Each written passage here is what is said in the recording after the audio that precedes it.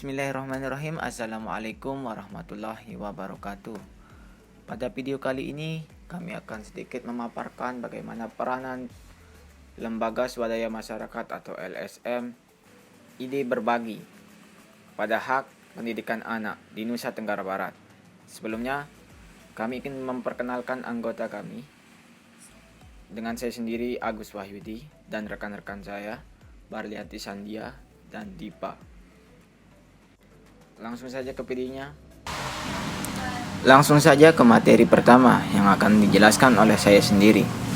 Pendidikan merupakan hak setiap orang, terutama bagi anak-anak. Untuk memperoleh pendidikan sebagaimana hak anak adalah bagian dari hak asasi manusia yang wajib dijamin, dilindungi, dan dipenuhi oleh orang tua, keluarga, masyarakat, pemerintah, dan negara.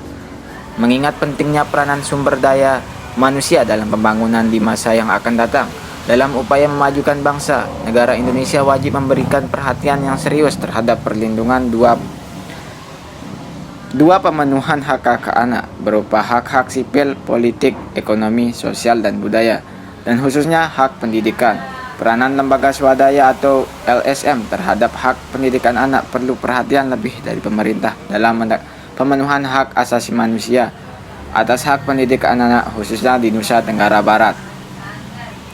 Perwujudan pemenuhan hak atas pendidikan di lembaga swadaya masyarakat adalah diperlukan untuk mendukung pemberdayaan sumber daya manusia di masa depan sebagai pilar perkembangan dan kehidupan.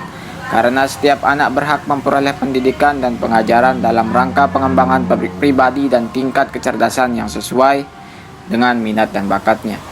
Baik, mungkin itu saja yang dapat saya sampaikan. Selanjutnya akan dilanjutkan oleh rekan-rekan saya. Terima kasih. Kehadiran LSM semakin diperlukan sebagai bagian dari masyarakat. Pandangan atau aspirasinya serta program yang dilaksanakannya membuat lembaga masyarakat ini tampil sebagai salah satu organisasi yang menyuarakan hati nurani masyarakat. LSM di tengah-tengah kehidupan masyarakat di satu sisi diakui sangatlah memberi dampak positif karena banyak membantu rakyat kecil dalam memperjuangkan hak-haknya. Seperti halnya hadirnya LSM ide berbagi ini menjadi hal yang sangat diterima oleh elemen masyarakat. Setiap bantuan yang tersalurkan dapat sangat membantu pemenuhan hak-hak dasar bagi masyarakat yang benar-benar membutuhkan, khususnya bagi elemen masyarakat yang tidak dapat disentuh dan luput dari perhatian pemerintah itu sendiri. Ide berbagi hadir untuk membantu sekaligus sebagai wadah penghubung ke pemerintah agar dapat memberikan perhatiannya. Contohnya, bantuan berupa fasilitas-fasilitas sekolah, perlengkapan sekolah, dan akses menuju sekolah. Namun, dalam menjalankan perannya, LSM hanya dapat memberikan perubahan yang bersifat sementara dan bukan jangka panjang. Sama halnya dengan ide berbagi yang merupakan salah satu LSM dalam bidang pemenuhan hak pendidikan anak, bantuan yang diberikan hanya bersifat sementara dan tidak bersifat merubah secara signifikan. Untuk itu, di sini diperlukannya peran pemerintah agar dapat memberikan bantuan yang nantinya akan berdampak pada pemenuhan hak-hak pendidikan yang berlandaskan kepada KHA atau Konvensi Hak Anak. Pemerintah menganggap bahwa bekerja sama dengan kalangan LSM merupakan hubungan yang menguntungkan, seperti halnya hubungan yang dijalin antara pemerintah dengan LSM ide berbagi. Kedua elemen ini kemudian berjalan beriringan dengan saling melengkapi. Pemerintah memudahkan dan memberikan bantuan dalam hal operasional kepada LSM ide berbagi. Di sini, LSM bertugas untuk membantu program pemerintah yang sebelumnya telah ada. Jika pemerintah bertugas untuk memfasilitasi pendidikan, maka kehadiran LSM ide berbagi ini adalah untuk dapat membantu pemerintah dalam mengadvokasi pemenuhan hak-hak dasar dan pendidikan di NTB, untuk dapat mengisi hal-hal yang tidak dapat dijangkau oleh pemerintah dengan cara turun langsung mengobservasi lapangan, sehingga pemerintah akhirnya menaruh perhatian pada fenomena yang dirasa belum dapat mereka jangkau. Bantuan yang diberikan oleh LSM ide berbagi sendiri itu jenisnya bermacam-macam, bisa berupa bantuan logistik, perlengkapan sekolah, akses menuju sekolah, dan lain-lain. Hal ini yang kemudian membuat hubungan pemerintah dengan LSM dianggap saling mengisi satu sama lain. Berdasarkan dasar hukum untuk dapat mencapai KHA, yakni pada UU nomor 11 tahun 2009 mengenai kesejahteraan sosial yang mana menjelaskan bahwa penyelenggaraan kesejahteraan sosial harus menekankan pada aspek pemerataan, tindak diskriminatif, dan keseimbangan antara hak dan kewajiban.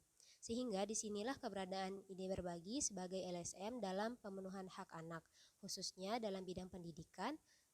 Ide berbagi berperan untuk dapat mengisi hal-hal yang belum dapat dijangkau oleh pemerintah itu sendiri dalam upayanya untuk melakukan pemerataan dengan tidak diskriminatif terhadap anak-anak yang memiliki hak untuk mendapatkan pendidikan. Kerangka pemikiran Konvensi Hak Anak. Konvensi Hak Anak terdiri dari dua kata, yakni konvensi dan hak anak. Konvensi atau kewenangan dalam KBBI diartikan sebagai perjanjian antar negara, yaitu para penguasa, pemerintah, dan sebagainya. Konvensi Hak Anak merupakan perjanjian internasional yang kemudian diratifikasi oleh setiap negara, kecuali Somalia dan Amerika Serikat. Tujuan dari konvensi hak anak ini adalah untuk memastikan bahwa setiap anak mendapatkan akses dan kesempatan dalam mencapai potensi mereka dengan maksimal tanpa terkecuali. Artinya mereka dapat tumbuh berkembang dengan baik tanpa diskriminasi, mendapatkan akses informasi yang layak, diakui oleh negara sebagai warga sipil, memperoleh pengasuhan yang baik, dan akses terhadap layanan kesehatan dan pendidikan dengan mudah. Selain itu, mereka mendapatkan perlindungan terhadap situasi-situasi yang membutuhkan pendampingan khusus. Latar belakang terbentuknya LSM ide berbagi di NTB.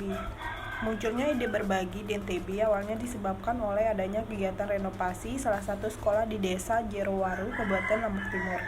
Saat renovasi sedang berjalan, tiba-tiba terjadi peristiwa gempa Lombok tahun 2018 lalu. Hal itu membuat fokus bantuan sebagian besar dipusatkan ke NTB. Namun lama-kelamaan setelah peristiwa gempa Lombok selesai, terdapat satu hal yang penting menjadi alasan menetap idenya berbagi di NTB. Penyebabnya adalah minimnya angka pendidikan, kurangnya fasilitas pendidikan, serta akses yang sulit untuk pendidikan di NTB. Penyebaran secara tidak menyeluruh dirasakan oleh masyarakat yang tinggal di daerah pelosok pulau. Fasilitas-fasilitas untuk dapat memenuhi kebutuhan pokok pun juga masih sangat sulit untuk dapat dijangkau. Dengan melihat beberapa permasalahan yang ada, hal ini yang kemudian membuat kantor pusat ide berbagi yang awalnya terletak di Makassar kemudian pada tahun 2019 dipindahkan ke Lombok.